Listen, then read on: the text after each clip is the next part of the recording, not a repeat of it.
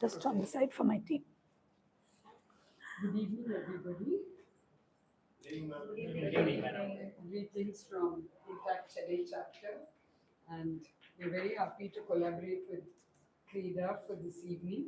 And first of all, apologies, I overshot, and with Madras traffic, I had to do a U-turn again. So sorry about that. Um, this is our third program for Madras Week this year. And This side. we have a lineup of programs, and it will be on our Facebook page as well as, Vinita may be able to share Yeah. the program with all of you who are on our mailing list. So I welcome you to all those programs as well. And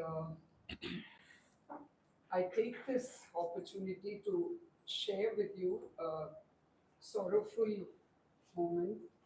One of our very dear members who's contributed greatly to Intact Chennai chapter, Mrs. Tara Murli, passed away just about a couple of weeks ago. I just want to share the immense contribution that she made to Intact. She was a pillar of strength. She was the co-convener as well as the governing council member of Intact for several years. She spent about 4 decades,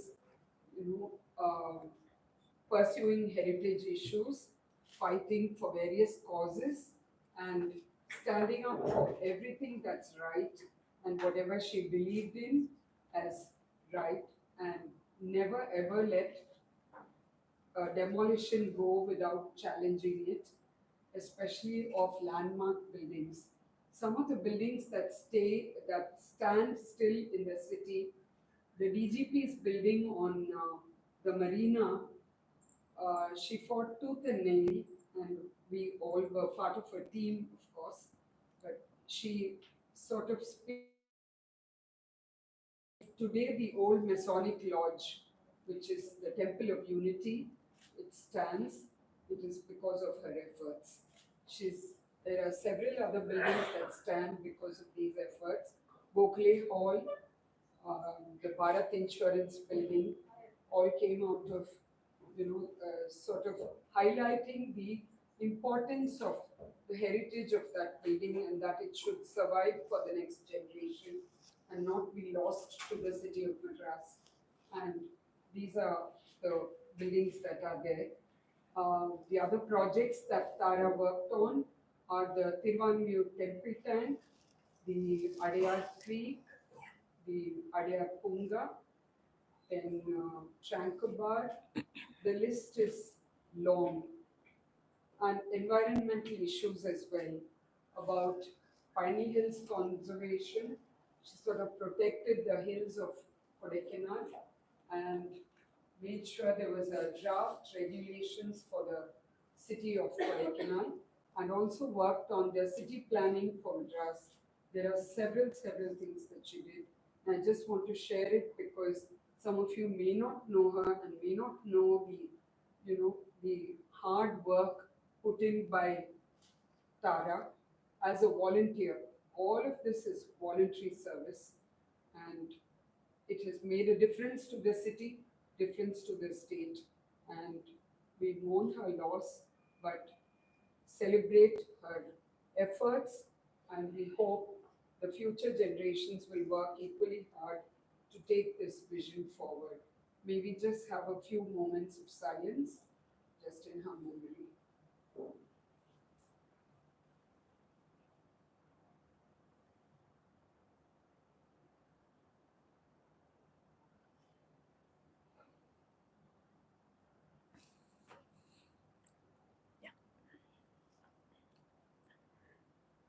I just also like to say that Intact is a 41-year-old organization, having been established in, thank you, having been established in 1984 with a vision to spearhead heritage awareness in the country. We have had the archaeological survey that looks after monuments, like the Taj Mahal or the Brihadishwara Temple or Mahabalipuram, the major landmarks of the country. But there's thousands of unprotected monuments. And heritage does not mean only buildings, it means natural heritage like lakes, ponds, rivers, whatever, natural features, trees, birds, and then also intangible heritage, that which you cannot touch or feel, which is stories, folklore, tribal art, so many other things. And today, here we are celebrating traditional games, which is part of intangible heritage. Welcome you all to Vinita's talk. And Vinita, please take it forward. Thank you. Thank you, Sujata. Um, Many of you may not know, but Sujata and my sister were best friends in school. So having her here is almost like having my sister here with me. So it's a great pleasure to be working with Intact. So today I'm going to take you on a journey from Madras, 5,500 miles away, to Madrid. This journey started a few years ago, I think 2018-19, when Chitra Gopinath, who's here in the audience, and I decided to make a visit to Mahabalipuram. Another archaeologist had visited Mahabalipuram and looked and told me that there were lots of markings around the butterball. So obviously, I had to go. For those of you who don't know, I've been researching traditional games for 25 years now, and Krida completes 23 on August 22nd this week. So for 25 years, I've been researching games. It all began because my grandmother used to play with my children. And this 80-year age gap was bridged so easily because she taught them traditional games. So when I started, I was thinking about the time when I would be a grandmother or a great-grandmother, and the fact that I probably would not remember any of these games. So this was my effort to preserve the games so that any potential grandchildren I may have would have games to play when they were older, when they were born. It started merely as documenting the games, the rules, and how to play. And I'm sure many of you have questions for me on how do you play Pallanguri? How do you play Adapuliyatam? And yes, this is very important to know and to take forward. But that's what Krida does. We package the games, we give it to you, we give you the rules so you can play it, you can teach your children, your grandchildren, your great grandchildren. And why only children? It's for everyone. Traditionally, games were played by all ages. It was the way the family came together in the evening. People didn't sit on their individual mobiles or laptops or devices. They all came together and played games. Grandparents, aunts, uncles, everyone. Even mother-in-law and daughter-in-law, they may fight all day, but come evening, they sat together and played a game. And this helped to kind of ease the tension in the air, if you might say so. I definitely know it did with my mother-in-law when we played Monopoly together or whatever. And of course, we take out our anger on the thing. Let me cut you. Let me charge you rent and all of that. But it's very cathartic to do that. But it wasn't just about that. One day I was at the Parthasarathi Swami temple and I fell. It wasn't a major fall in terms of injury, but it was a very turning point in my life and in the life of Krida. Because I saw on the ground a game etched on the floor. I was fascinated by it. And from there, I realized that the best research you have on traditional games is not in books, but on the floor. Okay.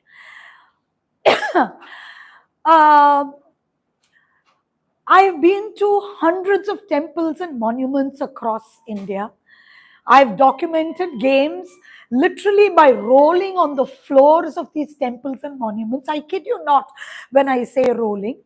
And I have documented games in so many places.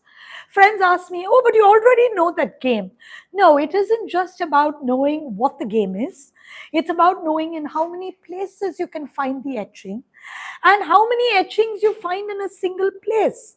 So, to give you an example, in the Tiruvithur temple in Tyagaraja Swami temple, within a 10-foot by 10-foot area, you will find 3 boards of Adapuliyattam, all evidently done around the same time, and 2 on the same slab. So even if slabs came from elsewhere, it gives you a sense of how popular this game was. Multiple boards were needed. In yet another temple, we found that someone actually etched his name at the bottom of the Adapuliyattam board, much like a schoolboy will write his name on a cricket bat, saying, "This is mine, don't touch, don't play, it's for me to play." So the more I saw, the more I documented, the more I began to understand games. This is virtually uncharted territory because there was no one to teach me, guide me, and it was like a rabbit hole. Truly, there were days I felt like Alice in Wonderland. Drink this, eat this, go here, peep here, roll underneath, move this, search under. I've done everything. But I think this particular journey began, next slide, when I visited Mahabalipuram with Chitra Gopinath, next slide, and I decided to crawl under the butterball. Now, of course, everyone asks me why I decided to crawl. Well, that's just what I do. It's my superpower. I do that. And right here, now go back. Right here, where I can't even get my cell phone, you can see evidence of games etched. Now, nobody is going to go down there on hard granite to a place where their hands can't even reach and etch a game using any kind of implements. There's no space for it. I can't get a phone in there. Now, this told me something very exciting, that this game must have been there before the butterball came to be in this place. Now, can I prove it? No. If I talk to an archaeologist or a historian, they'll say yes, but there's no proof. It could have been done like this. No, there is no proof. But based on as the American legal system says, beyond reasonable doubt, it was probably done before the butterball came to be there. So, in this situation, I got terribly excited because all the other etchings I found cannot be dated. I can say there's an Adapuliyattam. I don't know if it was done yesterday, last week, last year, or hundreds of years ago. But this suddenly gave me a clue. It had to be done a long time ago. From the little we know of the butterball, it's been in more or less the same place from about the 11th century, 12th century onward. Now, I'm not a historian, I'm not an archaeologist, I'm not a student of Hindu philosophy, I'm not a student of any philosophy, but I'm not a student of architecture, I'm not a student of many art. But this journey on games has taken me to explore subjects I knew nothing about. Next slide. You can see closer, there is a part of a game here. I'm not going to talk about that now. That game actually sits with half of it under the butterball. That's the topic for another Madras Day program, maybe next year or year after. So I'm keeping you in suspense, so you'll all come back for that. But this game here is the game we're going to talk about today. The game of Dadi, or the game of 3 nested squares. For those of you who saw the exhibition, you will recognize it. For those of you who didn't, you can actually see it on the pallu of my sari. So that's the game we're going to talk about today. And I believe in as a mother, people come and ask you, who's your favorite child? You cringe. You can't pick your favorite. But every reporter I've ever spoken to, my apologies to you, asked me, what's your favorite game? I'm like, you're telling me to choose between my children. I've got 28 children right now. However, if you ask me which game has given me the most sleepless nights, which has haunted me, worried me, scared me, kept me awake into the wee hours of dawn. I'll wake up at 3 o'clock and I'll be lying awake thinking, could it be? And this is the game. This is the problem child of Krida, if you want to call it that. Daddy. This is my problem child. Why? Because it has got me to ask so many different questions about games, how games even came to be. Next slide, please. This is a slightly enhanced version so that you can look at it. Next slide. And that's Krida's Dadi. Now, the game of Dadi, next slide, is found in numerous temples across Chennai, Tamil Nadu. Many temples. In Chennai alone, I can name 10, 15 temples where you'll find this game. After Adupuliyattam, it's probably the most popular game to find in temples. But I'm going to ask you, have any of you, you're all Chennaiites here? Yes? Have any of you heard the name? No. Have any of you seen this? No. You might not have played Adupuliyattam, but you've heard the name. But you've never heard of this name. What happened to this game? Why did it die out? Why was it played in Chennai and no longer played? Question one. And it wasn't just in Chennai that we found this board, but across the country. See, we have so many boards we've documented. Go on.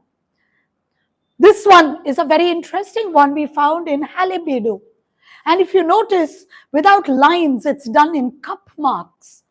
That's a very special style of etching a game which you see in the Hoysala temples.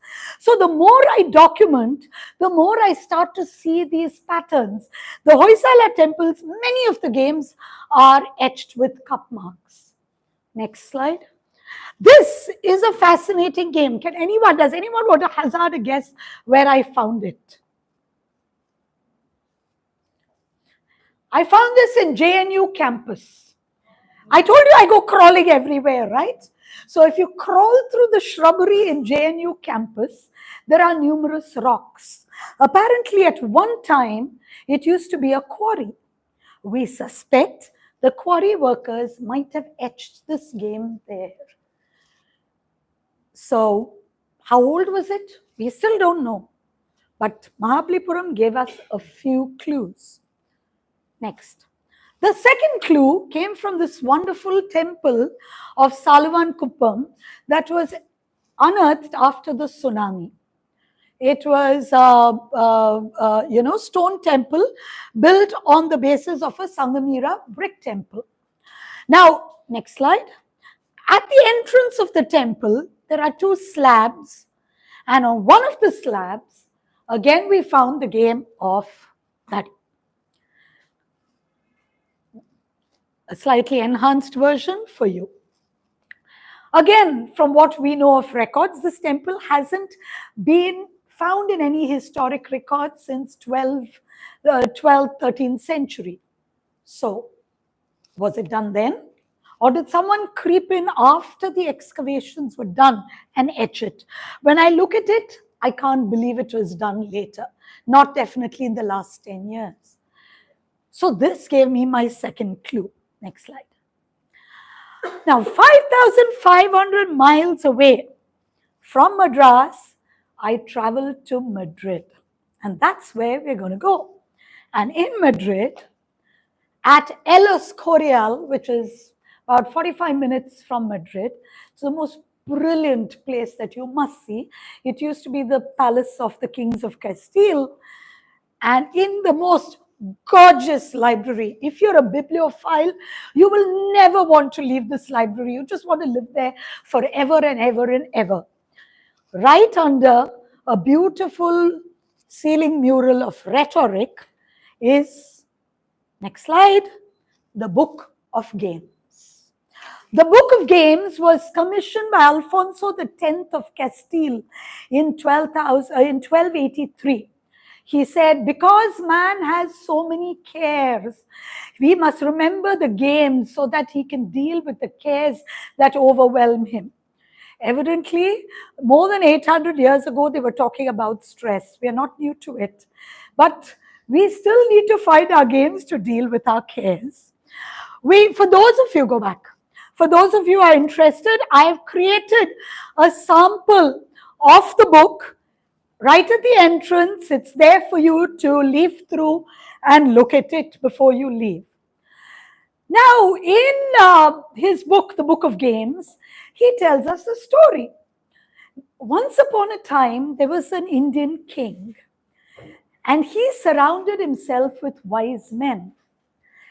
So he called these three wise men to him and said, I want each of you to go away and come back to me with something that symbolizes your philosophy for life.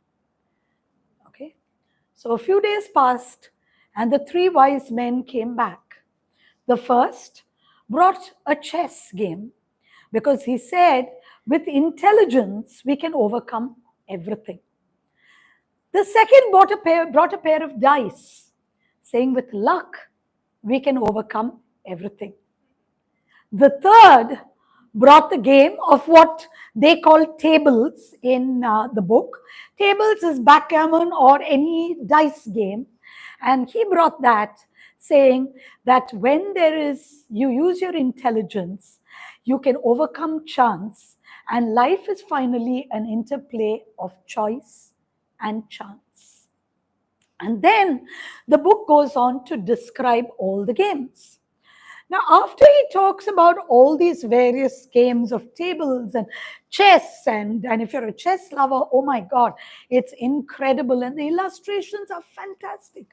You see illustrations of women playing chess. You see illustrations of people of color sitting with Europeans and play. It's incredible what you see. The inclusivity of society is just represented in the illustrations of the book. So please don't miss glancing through it when you go, because I don't have time to go into that. That's a whole nother lecture. But at the end of it, he says, in addition to this game, I would like to talk about games like Mill. They call it Mill. Okay. And he goes on to describe the game of Dadi. Interestingly, what is the game of Dadi? A few of you tried playing it. It's a 3-in-a-row game. Now you think 3-in-a-row game? I'm sure all of you here, except probably the couple of good ones in the back row, were playing noughts and crosses on the last page of your school notebooks. I was sitting at the end, That's a simple 3-in-a-row game. Dadi is far more complex. You have 9 game pieces each. And you have to create multiple combinations of 3 in a row, each time removing one of your opponent's pieces. And when you remove your opponent's piece, you get stronger. The person to remove 7 of the opponent's pieces wins the game. Now, this is the game we know. Now, you're all going to ask me, how do we know? Nobody in Chennai knows. Isn't that what I said? Interestingly, when you cross the border into Andhra, Telangana, this game is as popular as Adapuliyatam. Everybody plays it there. So remember I told you this problem child that keeps me up at night? This was the second riddle. What happened? How come the game is popular there but not here? Was it due to the waning influence of the Telugu Cholas? Could that be the reason for the game? Can politics influence games? Yes, it can. To give you a very common example, you're all familiar with the games of snakes and ladders, I assume. Is there anyone here who's never played snakes and ladders? No. But this game has its origin in India, known as Paramapadam or Mokshapat or Jnanpat or Vaikuntapali, depending on which part of the world, the country you come from. Now, you may just think it's another name for the game, but it's not. In the original, every snake represented a vice and every ladder a virtue. And as you acquired virtues, you went higher and higher and reached Paramapada, or the highest place. Now, this game appealed to the British, who took it back with them. But this was the Victorian era, and Queen Victoria had her own ideas of morality and decency. So they pulled out all the morals that we had created over the years, and they stuck things like modesty and decency and, stuff that suited Queen Victoria and her her belief in how social life should be. So when she died, there was such a reaction to those morals that they were pulled out, and the world got snakes and ladders. The whole world plays the game, and no one knows its beautiful origins. And here we see how politics can and kingship can influence a game. Did that happen to the game of Dadi? I have no idea. These are riddles. If any of you have the answers, tell me. As far as I know, I don't think I'll ever know. I can only surmise. But back to Spain. So here, can you see some beautiful etchings in the churches of Spain of the same game of Dadi, much like what we see here? Next slide. So how did it go to Spain? He talks about an Indian king, okay? The Indian king had all these games, but how did it go from the Indian king who had all these games all the way to Spain? There is documented evidence that an Indian envoy to the Shah's court actually carried with him the game of chess. This is documented in the Shahnama, but while the details of the Shahnama are not there, I found this lovely whimsical poem which was added on later, which describes the entire event, and I thought I'd read it out to you. From India's court came a gift of thought, a board of war where no blood is sought. Kings and elephants, footmen and steeds, arrayed in silence, fulfilling their deeds. Solve is this riddle, the envoy said, or tribute flows from Persia's head. Bozorgmer, with wisdom deep, awoke from study, not from sleep, where kings and he gazed upon the silent field, where kings and pawns their secrets concealed. This is no mere toy, he softly said, but war in thought, where minds are led. He named each piece its rank and role, the knight's curved path, the bishop's goal. The queen commands with sweeping grace. The king must guard his fragile place. The court stood still, the envoy bowed. Persia's wisdom had been avowed. Then Bozorgmer, with subtle art, devised a game to test their heart. You brought us war in silence, kings in thought. Now take our game, where fate is caught. And then he spoke with wisdom keen and laid the boat with dice unseen. This game, he said, is ruled by chance, where fortune leads the bold to dance. No knight, no queen, no bishop's might, but numbers roll to shape the fight. The Indian envoy studied long, but could not grasp the dice's song. Thus Persia's wit in Nard displayed, returned the boast the Indians made. So this lovely poem captures what actually happened.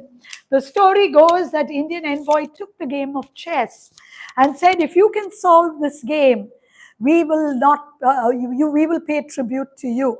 If not, you will pay tribute to us. And after the vizier, the wise vizier, or I don't know why are viziers, wives and kings foolish? I never could understand this, okay? But the wise vizier comes up with this game called Nard, which is another name for backgammon.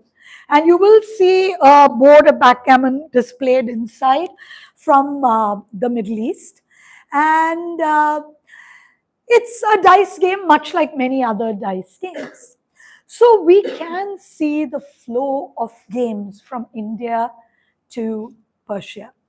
We also know through history that much thought, philosophy, mathematics, even the concept of zero flowed from India to Persia and from there into Andalusia and Spain, and where a number of scholars then dispersed it across Europe and later the Americas. So, could games have followed the same path? We don't know. We don't know. But we still wonder, how old is this game? We've now kind of established, but it was around in the 10th, 11th century with the Book of Games. We have our Mahabalipuram, and then we have Salavan Kupam. Can we go further back than that?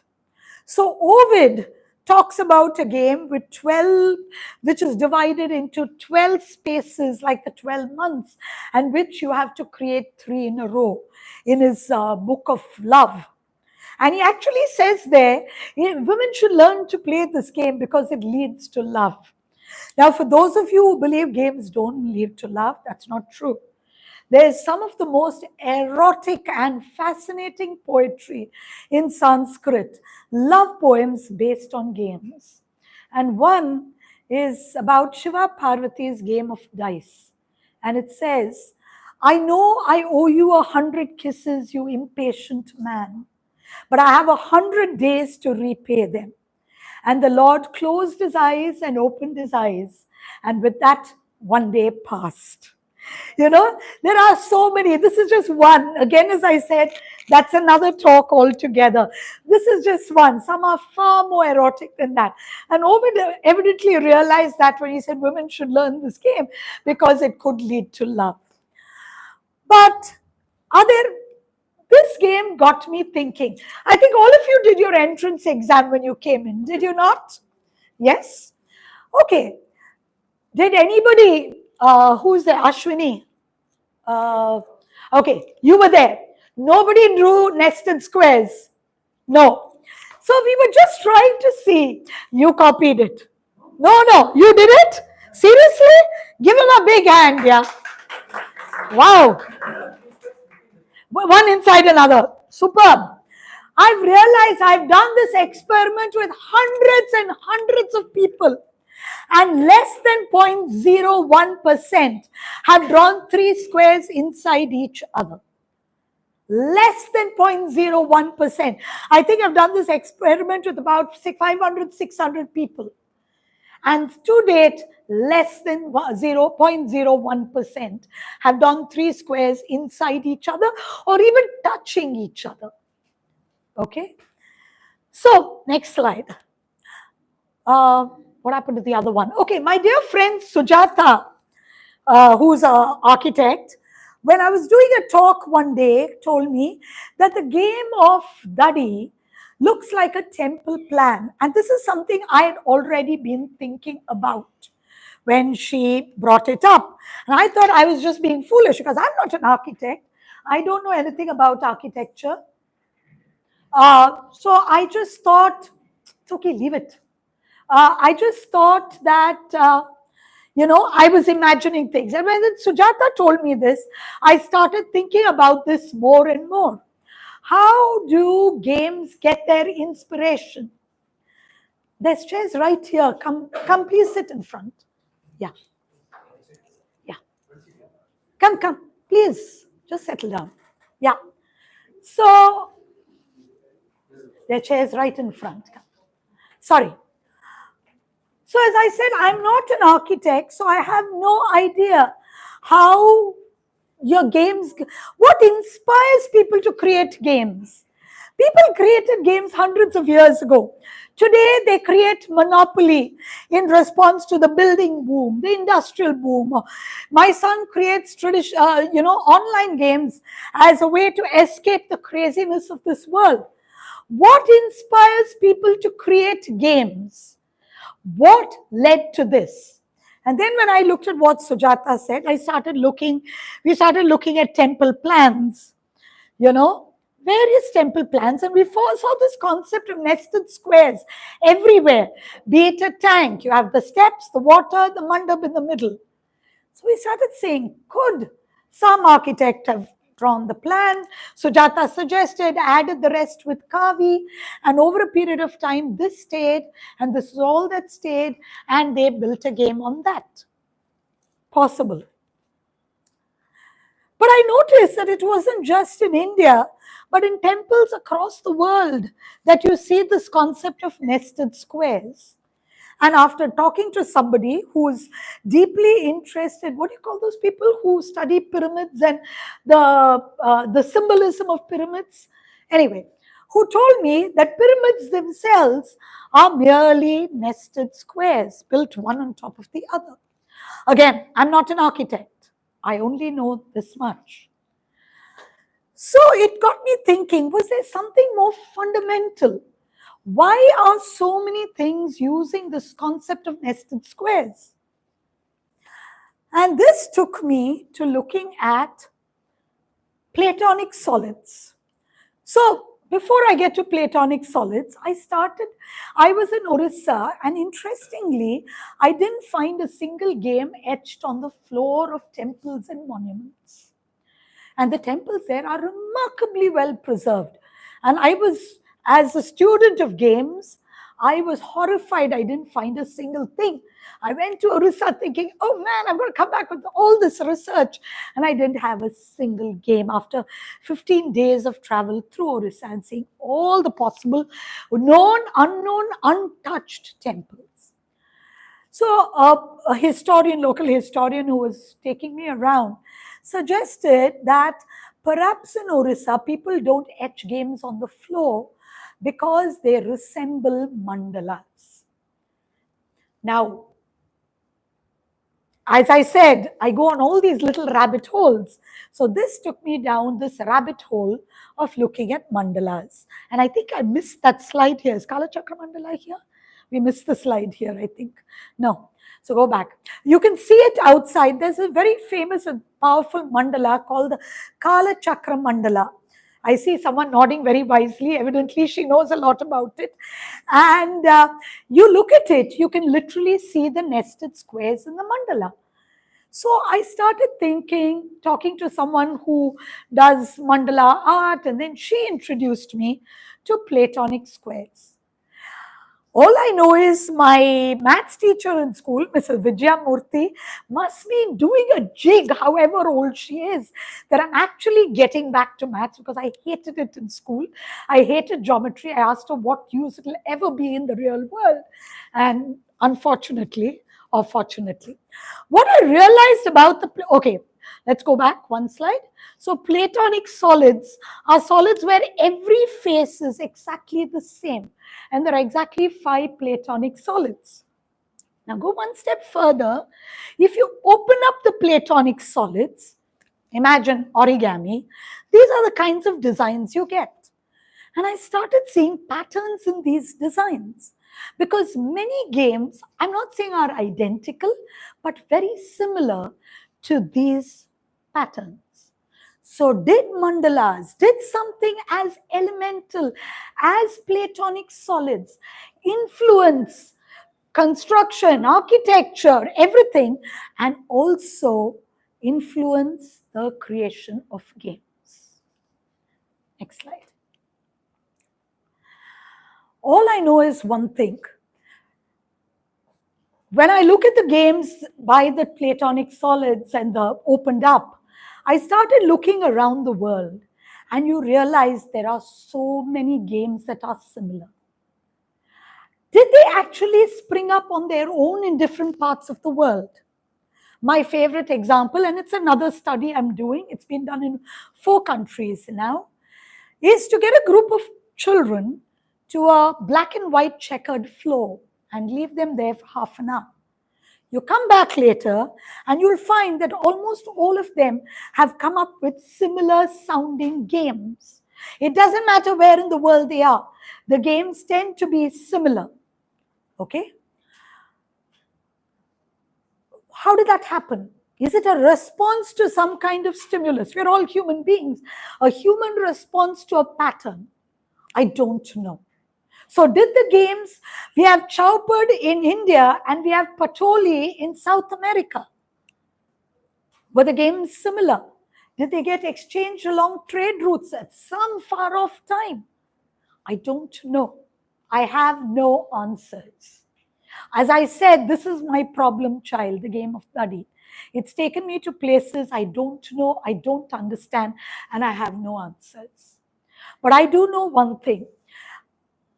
In this study, I was in Madrid, Spain, actually Aranda de Duero, about a month and a half ago, presenting a paper at a conference there. Almost everyone came from Europe and Mexico, South America. They spoke French, they spoke Spanish. Very few people spoke English. It was a challenge during the presentations, but it was a 3-day conference and 1 day of papers. And then, of course, it was games. And I can tell you, there was not a single day that the language mattered. We came from different countries. We spoke different languages, but we had such a wonderful time because games don't need language. They cut across age. We had kids playing. We had old people. We had an old gentleman and his wife coming in wheelchairs and telling us about the games they used to play. Everyone presenting games from their country. And it simply did not matter who we were, what we did, what we were worth, because we were all united by our games. In a world gone mad today with some crazy people at the heads of governments, and we don't need to mention who it is, we are just dividing ourselves more and more. Can games provide the lens to understanding the world better, understanding our humanity better? And can we perhaps unite by just playing games? Which brings me to the motto of Krida. Let us Krida today, or just play. Thank you all. I'll take questions.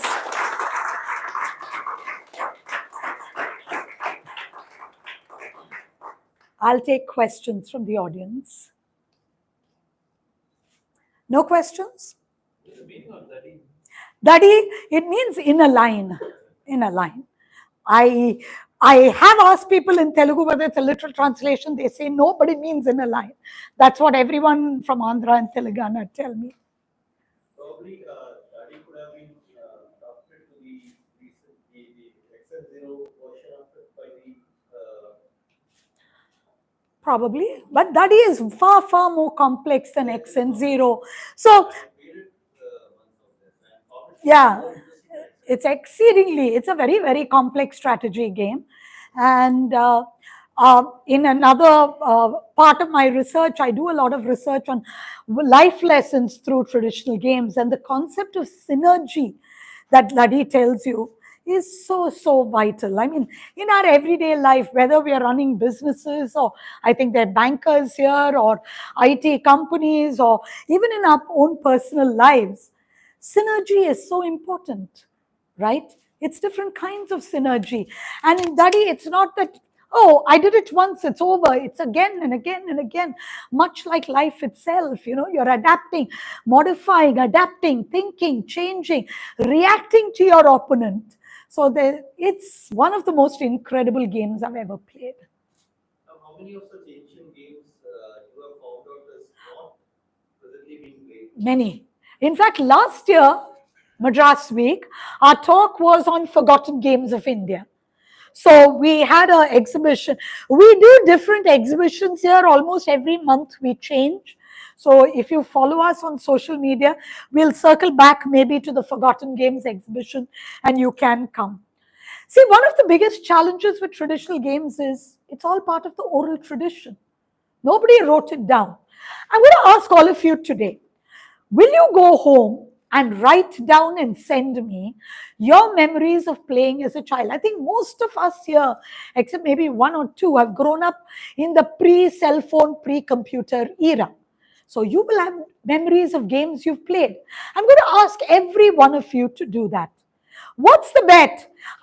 Less than 0.01% will actually do it. So what happens? It fades from our memories. One of the things we try to do is document games that senior citizens play. Oh, sorry, last year we did that. We did this fabulous documentation across Chennai where we interviewed different senior citizens from different walks of life about their memories of childhood. It's there on our YouTube channel. It's called Memories in Madras, so please do check it out. But we need to do this. If we don't, even my own grandmother, when she was playing with the children, she would be playing, and I got so fascinated that I started talking about it.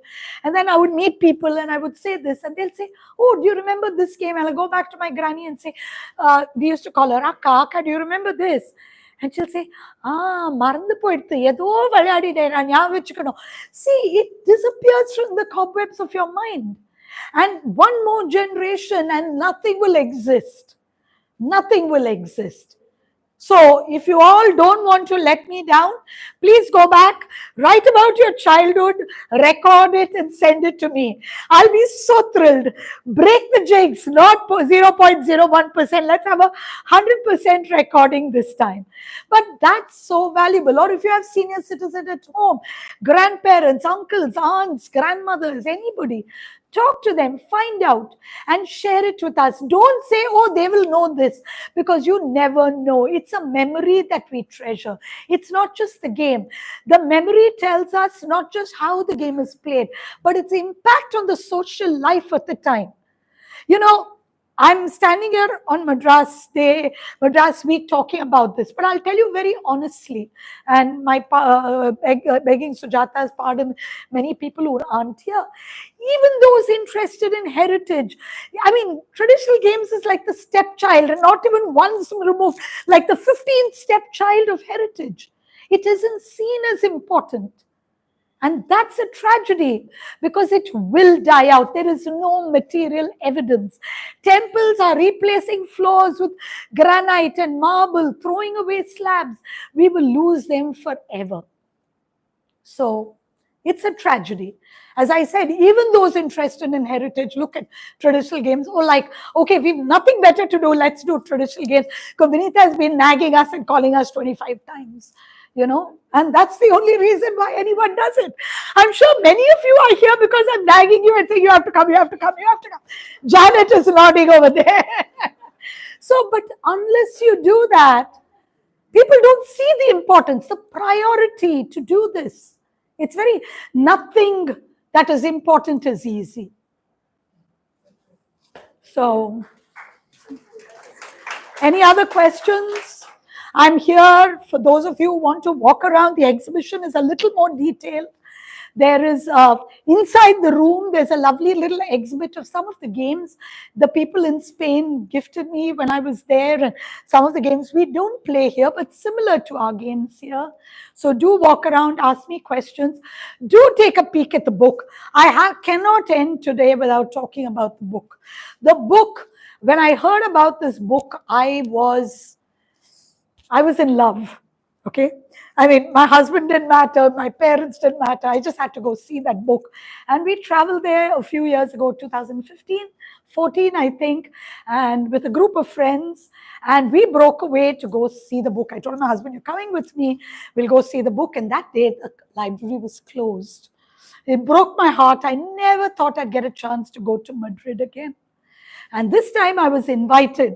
The minute I got the invitation, I wrote to the organizer saying, "I have to see the book." And they were nice enough to talk to the curators there and arrange for me to actually look at the book. Yes, it was sentimental because the book is in Spanish and I can't read Spanish. But they gave me a fabulous English translation with commentary, which I was able to go through. And I mean, I'm not religious, but for me, just touching the book was like touching God, the God of games or whatever it is. And I had shivers down my spine that day. It was probably one of the most wonderful days of my life. So I did manage to reproduce a sample of the book, and I'm trying to make it look as much like the book as possible.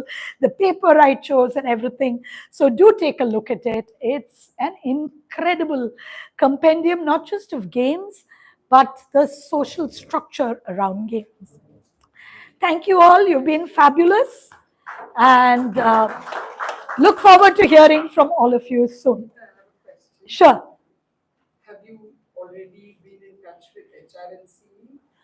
I have. They tell me, you tell us, madam, we will give you one temple at a time. So then I have to go write to them, ask permission. You can get Tuesday morning at 9 o'clock and see so and so. And you know, my personal life has been like this in the last few years. So it gets very difficult to do it that way. I need to be able to get a little more than just 1 day, 1 hour, because I can't balance both. Maybe you need to write about I have. the changing of the flows. I have gone, begged them, I've done everything short at falling at their feet. If you know someone who will give me a hearing, I've given them letters, I've taken my computer, shown them all this. I showed them Kapalishwar temple, we've lost 14 games, yeah. Oh, நீங்க சும்மா சொல்றீங்க அது அங்க இல்லவே இல்ல. Those days I didn't know you had to take a video. Now I take a video, so if they say அங்க இல்லவே இல்ல, I have proof. Oh, அது வேற ஏதோ கோவில், நீங்க தப்பா சொல்றீங்க, இங்க இல்லவே இல்ல. So what do I do?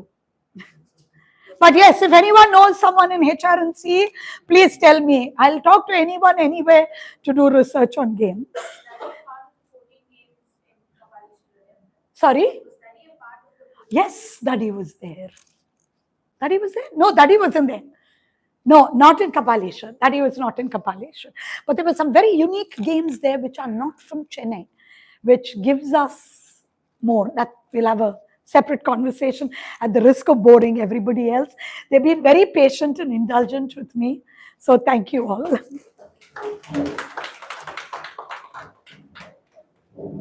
Divakar, switch it off.